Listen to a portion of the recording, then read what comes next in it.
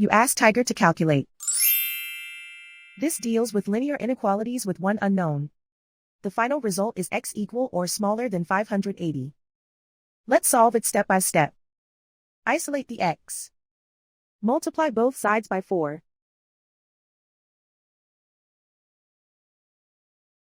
Group like terms.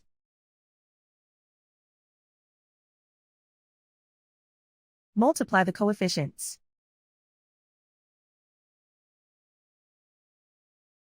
Simplify the fraction.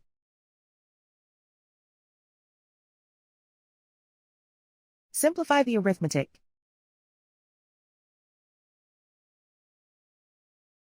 Plot the solution on a coordinate grid. And so the final result is x equal or smaller than 580.